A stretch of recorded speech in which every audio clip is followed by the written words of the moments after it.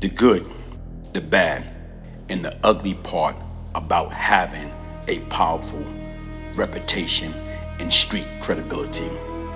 The good, some of the most dangerous criminals will not go against you or your people due to their fear of what you may do to them and their loved one. The bad, when you are that dangerous and fear, the opposition that is on your level will send a whole army at you to ensure that you do not escape death. The ugly, every unsolved murder will be blamed on you. From June 1987 until November 1988, NYPD accused me of having one murder a week. They made me the number one suspect in the 1988 death execution style of NYPD rookie Edward Burns. 30 years ago, Friday, February 26, 1988, approximately 9:30 a.m., I was awakened by the sound from my beeper. Beep, beep, beep. It was going off non-stop. As I pick up the beeper, I see the number, and I see the code 911 at the end, meaning it's emergency. I recognized the number as being Miguel. Miguel was the owner, Dominican guy, of this bodega store on Sumter Boulevard and 109th Avenue in South Jamaica, Queens. This is one of many, a mean bug out, who was my partner. It was one of our spots. A bodega store is a mini grocery store that sells just about everything. In the very back of that store was a solid steel door that the customer would go to the back, they'll look around, and they'll make sure the coast was clear before they slide their money through the slot and retrieve their drugs. When I finally called Miguel back, keep in mind, Miguel had a very heavy accent and he talked fast. He was telling me that cop was everywhere. I had to tell Miguel, slow down, and to repeat what he was saying in order to make sense of the words that was coming across the phone line. Once I understood what he was saying, I was trying to ease his worry by telling him, Miguel, don't worry about it. This is normal. Because once again, when the cops suspect or see a possible drug buy, what they're gonna do is they're gonna hit that spot, stay there for like 15 to 20 minutes, cause heat, and eventually they'll get another call that was of higher priority and they will leave. So I hung up with Miguel and I'm listening to the radio. And at that time, on the radio, you hear the words, we interrupt this program to bring you a live update from South Jamaica, Queens, of the executioner style murder of NYPD rookie police officer Edward Burns. Oh shit, what the hell just happened? After listening to that, I ran to the living room to turn on the news. As I turn on the TV and I see it, over 100 cops and detectives at the crime scene, 107 in Inwood, and you see the police car in the crime scene. They was taped up with the yellow crime scene tape. News reporter was everywhere, from every news station and radio station. They was live on the set, conducting interviews, seeking information on who, what, and why, and how did this senseless murder occur. I was in total shock. I couldn't believe it. I was confused. But because nothing in that area on that magnitude took place without me knowing about it. So I was somewhat relieved because that move didn't come from our organization. That was the reason that Miguel's store was being raided. By 10:15 a.m., I received a call from my partner, Bug Out. He gave me the rundown on how hot that area was. He said South Jamaica, Queens is on fire. The street is so hot that you can light a cigarette off the ground.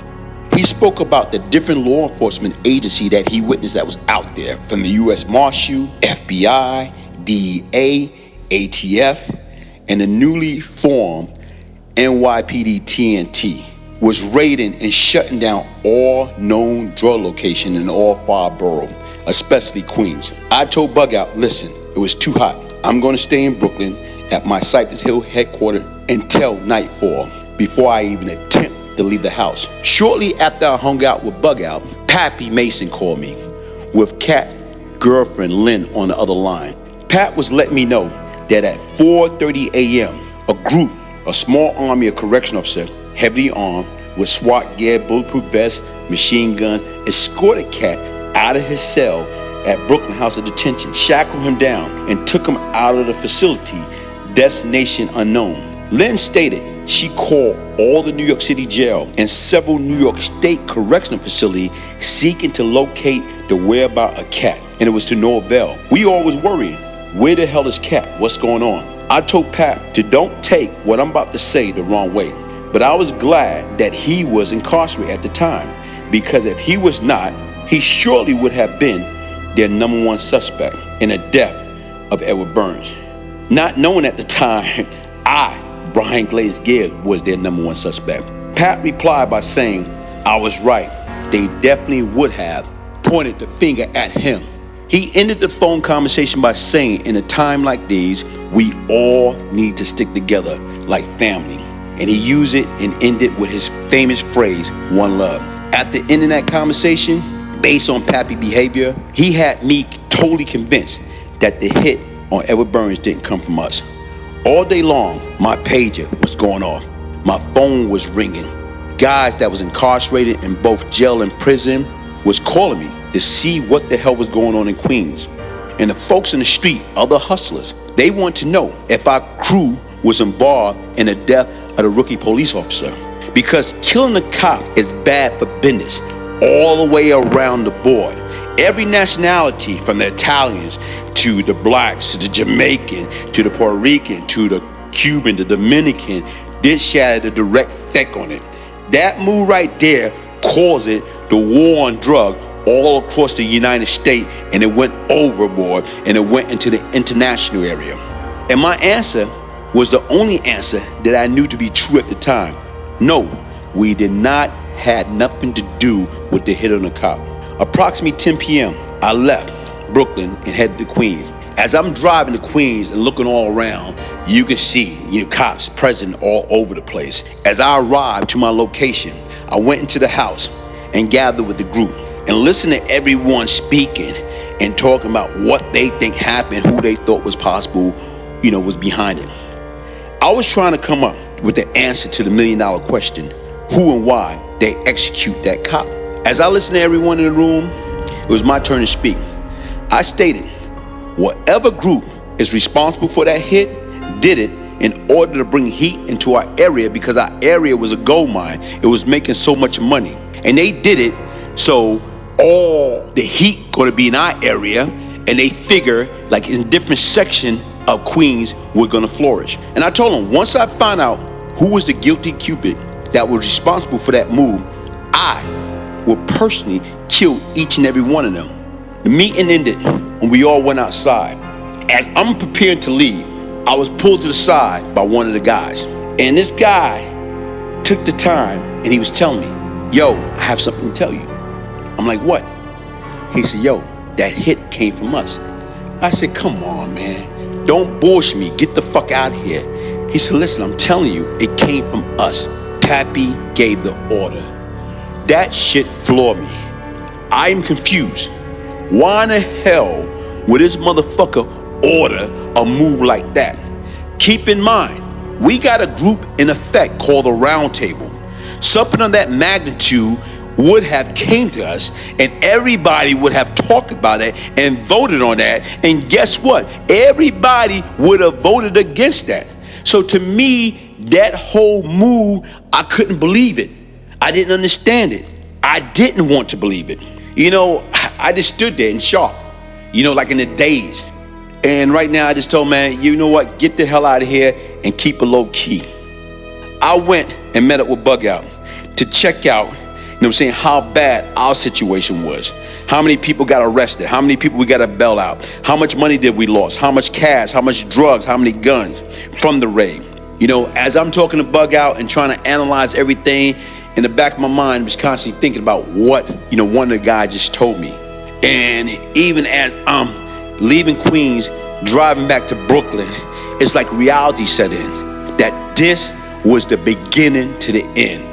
The life that we once knew, or the organization that I was once responsible or part of, was all coming to an end. Days after rookie cop Edward Burns was murdered executioner style, law enforcement agencies were arresting every criminal, thugs, ex-offender, street cats for any and everything. I can recall one evening as I was looking out my 4th floor apartment window at Cypress Hill houses in Brooklyn. I observed 2 separate cars stopped by my parked burgundy brand new Cherokee Jeep Laredo as a team of 2 gentlemen got out of each car. The first team of 2 was circling my Jeep, looking on the inside through the tinted window and underneath the Jeep as if they was trying to plant a tracking device or a car bomb. Keep in mind, I was paranoid and didn't trust anyone. The second team of 2 was acting as security, making sure the first team was safe as they performed their task. Based upon the cars the group was driving and their dress code, I knew that those gentlemen was New York City finest NYPD homicide detective. I knew then I would not be driving my Jeep no time soon, at least until I had it fully inspected. It was best to be safe than sorry. Despite back then, I had several places. One was on Grand Central Parkway and the other was Union Turnpike with a doorman and security. But for some reason, I always felt safer in one of the worst and dangerous housing projects, Cypress. That was safe haven to me. It didn't matter how much money that I had. 1266 Sutter Avenue, apartment 4B was home sweet home. I decided to shut down shopping Queens and focusing more on selling crack and dope in different sections of Brooklyn. The heat and the pressure that law enforcement was applying out there, all I was trying to do is stay out of their way, avoid them at all costs. I continued to go out to Queens when nightfall to check on Cat family, making sure they was all well. Thursday, March 4th, I received a page from Philip Copeland, aka Marshall. I called Marshall back. He was with Dave and Pappy Uncle. They was near Cypress. I went over the roof, out the back to the park, hopped into my black decked out Volvo, and headed to Fountain and Sutter to pick up the trio. As we drove off heading towards Queens, I was pulled over by 4 unmarked detective cars, 10 blue and white NYPD flashing a light on Elders Lane and Sutter Avenue, across the street from Linden Plaza. As the officer was approaching us with their weapon drawn, I requested everyone in the car with me to put their hands up in the air, and they all complied. We was all escorted back to my favorite precinct, the world famous 75th Precinct, 1000 Sutter Avenue, Brooklyn, New York. I was placed in a holding cell.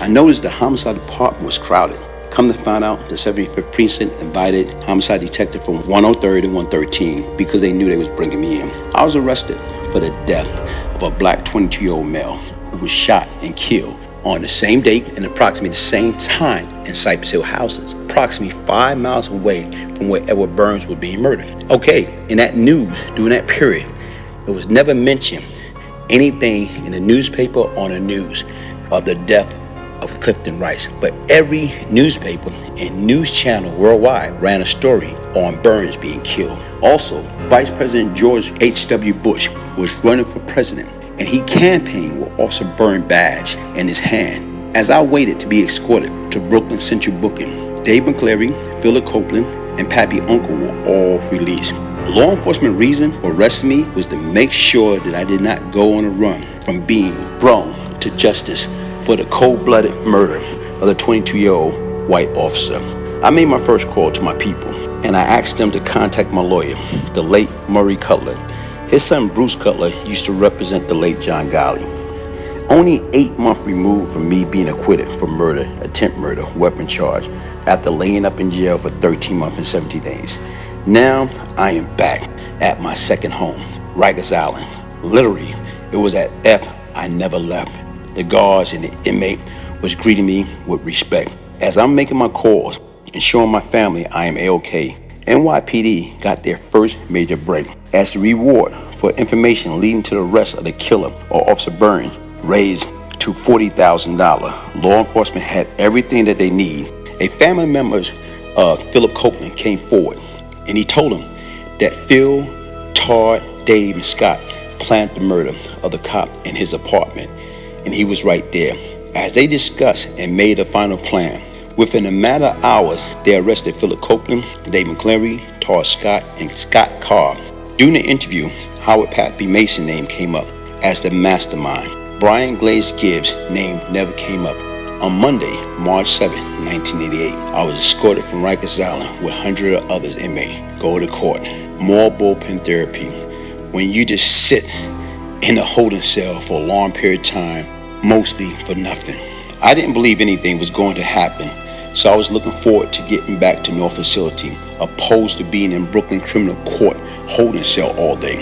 They called the group inmates' name to go back on the first bus, and I was pissed off because now I know I will be stuck here until after 6 p.m. I'm waiting to go back. After 6 p.m., my name was called, but it wasn't to go back to Rikers Island. It was to be released to go home. The ironic part, NYPD all was 100% confident that I execute the cop. They was not looking for or had another suspect in mind. I was their man. So they locked me up for Clifton Rice murder just to hold me. Once they arrested Edward Burns' real killer, I was released. They didn't know I did kill Clifton Rice. And I killed Clifton Rice because he robbed a friend of mine. Boys and girls, crime doesn't pay. Stop making that multi-billion-dollar prison system your home. It's easy to do the wrong thing. It's hard to do the right thing. For more of my story, go to Goons in New York or www.beyondlucky.biz or subscribe to my YouTube page or check out my website www.brianglazegibbs.com or follow me on Instagram, brianglazegibbs.com. Crime doesn't pay.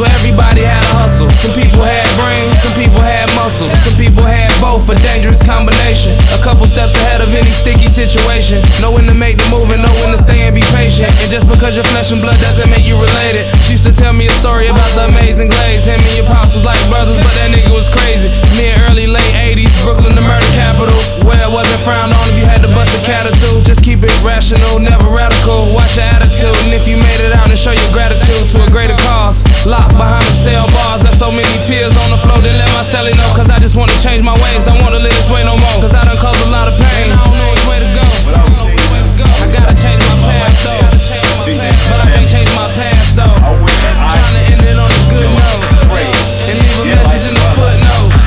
Okay, but the bottom line at the end of the day, say you paid $1 million, but then again, if you gotta spend the next 10, 20, 30, 40 years of your life in jail, you tell me what it equates to. That makes a lot of sense, don't it? As a youngin', I had a problem with staying focused. I remember niggas joking, cause my clothing wasn't quite up to par. Hard times never fall. The good came when the good came. Tryna do some good, plant a seed, hope the hood change. It hasn't as of lately, still the same hood that it has been. Thought you gotta wait till karma catch you on the ass end. Thought he had your back, behind your back he was a bad friend. So caught up in the act, no remorse for the reaction. So caught up in the trap, freedom seems a long way from there. Down to the bottom and back, hold your breath cause it might be a while before you resurface and search for something with some purpose. All the wrongs you know you done wouldn't keep you from being perfect, cause once it hits the surface you'll see that it wasn't worth it. I gotta change my